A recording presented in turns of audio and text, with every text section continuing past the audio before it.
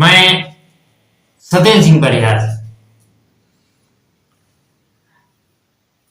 व्यक्ति को कभी अहंकार या घमंड नहीं करना चाहिए।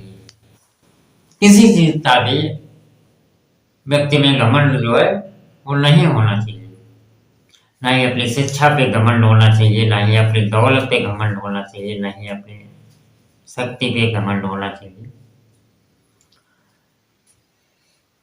एक बार हुआ ये, महाराज युधिष्ठिर को भी घमंड हो गया। तो कहानी ऐसे है कि जब भगवान युधिष्ठिर राष्ट्र यज्ञ कर रहे थे तो उनके मन में यह विचार उठा कि जिस प्रकार दिल खोलकर प्रसन्नता से मैंने दान करते हुए यज्ञ किया है, ऐसा अन्य किसी ने शायद ही किया होगा। ऐसा अपने अंदर जो है वो प्राउड वाला भाव उनके अंदर उत्पन्न हुआ। और युधिष्ठिर के इस अहंकार को जो है भगवान श्री कृष्ण अच्छे ढंग से समझ रहे थे। तो भगवान ने विचार किया कि अहंकार और क्रोध करने के से जो है किए गए कार्य और खासकर पुण्य कर्म वो जो है नष्ट हो जाते हैं। अतः युधिष्ठिर को शिक्षा देकर उनके अभिमान को नष्ट करके उनके पुण्यों की रक्षा करनी चाहिए, ऐसा जो है भगवान श्री कृष्ण ने सोचा। भगवान श्री कृष्ण ने अपनी माया से वहां एक नेवला जिसके शरीर के बाल स्वर्ण के हो चुके थे, सोने जैसी हो चुके थे, तो उसको जो है उन्होंने उपस्थित किया। जो यज्ञ के पात्रों में मुंह डालता फिरता इधर उधर दौड़ लगा रहा था, उसको भागते हुए देखकर युधिष्ठिर ने चकित होकर भगवान श्री कृष्ण से कहा, हे श्याम सुंदर, मैंने आज तक ऐसा विचित्र नेवला कभी नहीं देखा, इसलिए इसकी विचित्रता के संबंध में मुझे कुछ बताने की कृपा करें। आप सर्वज्ञ हैं और सबके घट घट के ज्ञाता हैं। युधिष्ठिर की बात सुनकर श्री कृष्ण ने कहा, युधिष्ठिर, इस नेवले के संबंध में रहने वाली एक विचित्र घटना है। तुम्हारे आग्रह करने पर मैं तुम्हें ये सुना रहा हूं, अतएव ध्यान देकर सुनिए। बहुत समय पहले इसी जनपद में एक तपस्वी ब्राह्मण रहते थे। उनके पत्नी, पुत्र तथा पुत्रवधू थी। इस प्रकार उनका 4 आदमियों का छोटा सा कुटुंब था। वे चारों ही भगवान का भजन करते हुए धार्मिक परंपराओं के आधार पर अपना जीवन यापन किया करती थी। हे राजन, वे ब्राह्मण होते हुए भी किसी से दान लेना पाप समझते थे और जो कोई उनके यहाँ अतिथि आ जाता तो उसे प्राण रहते विमुख नहीं जाने देते थे। एक दिन की बात है कि कई दिनों के उपवास के बाद उन्होंने भोजन बनाया और जैसे ही भोजन के 4 भाग करके तपस्वी ब्राह्मण भोजन करने को तैयार हुआ, त्यों ही दुर्बल रोगी व्यक्ति उनके द्वार पर आकर भोजन की प्रार्थना करने लगा। अतिथि को द्वार पर भूखा खड़े देखकर विप्र ने अपने भाग का भोजन उसे दे दिया। उसने भोजन किया। जिस समय अतिथि दिया हुआ भोजन खा चुका, ब्राह्मण ने उससे पूछा, क्या आप तृप्त हो चुके हैं? तो वह बोला, नहीं, अभी भूखा हूं, और यदि कुछ हो तो देने की कृपा करें। अतिथि के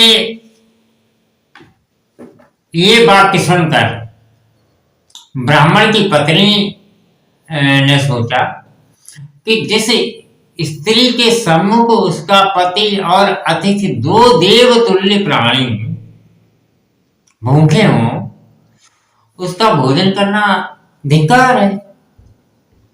इसलिए ब्राह्मणी ने अपने भाग का भोजन अतिथि को देकर पति की तरह पुण्य प्राप्त करना चाहा। ऐसा सोचकर उस पतिव्रता ब्राह्मणी ने अपने हिस्से का भोजन अतिथि को दे दिया। और जब वह अतिथि ब्राह्मण की पत्नी का हिस्सा भी खा चुका तो ब्राह्मण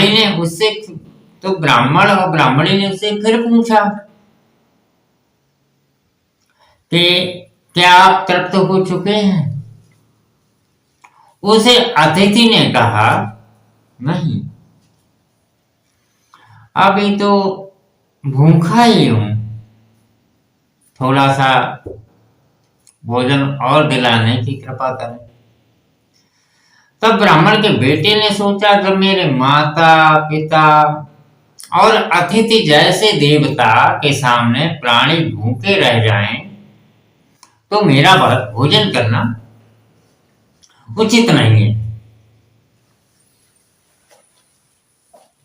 यह सोचकर उसने प्रसन्नता पूर्वक अपने भाग का भोजन भी अतिथि को खिला दिया।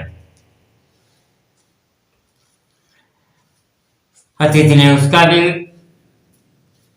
सारा जो है वो भोजन खा लिया, ब्राह्मण के बेटे का भाग भी खा लिया। उसके बाद ब्राह्मण ने फिर पूछा, भगवान, क्या आपकी भूख मिट गई या नहीं मिटी?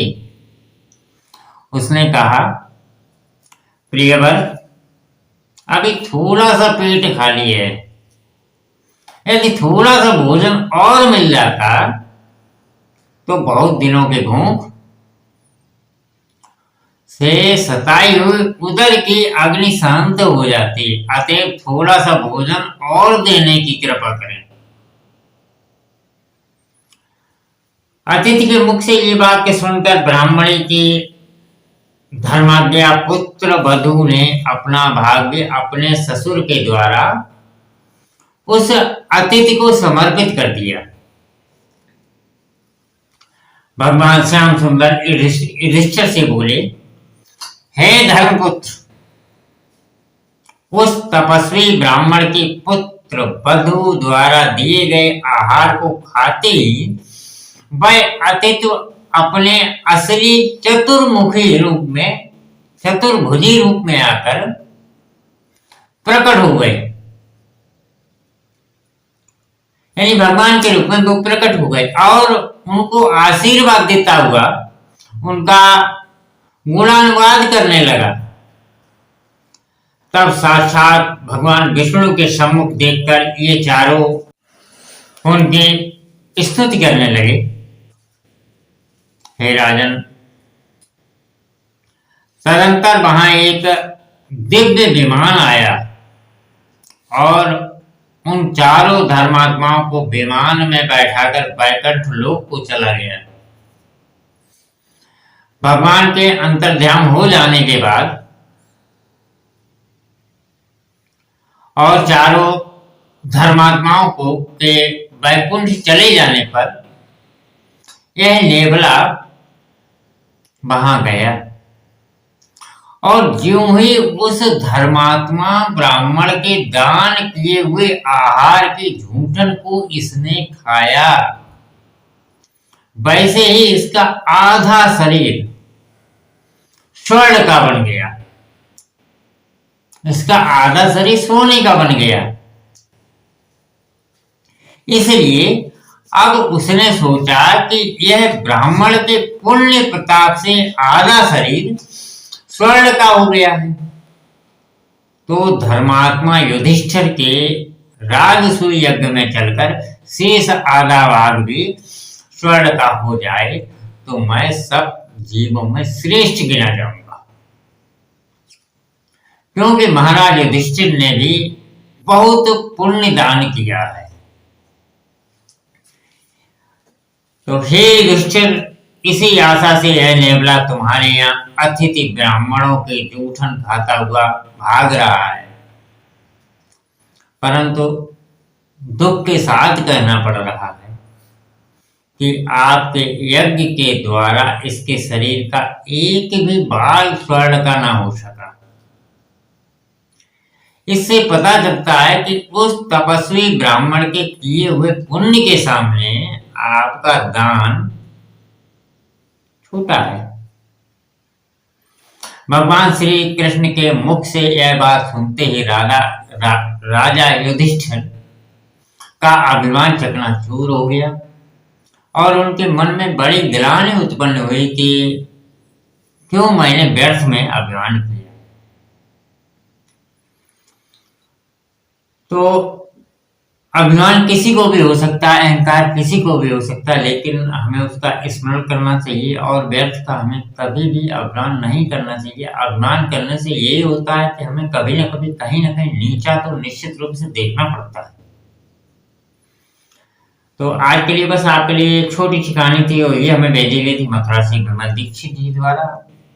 कि बताया था गुरुदेव इस कहानी को आप अपनी वाणी से हमें सुनाइए, तो आपके सामने इसे प्रस्तुत किया गया। आज के लिए बस इतना ही। तो सदा खुश रहें, मस्त रहें और मुस्कुराते रहें, देखते रहें YouTube channel Satyendra Singh Parihar. Thank you for watching.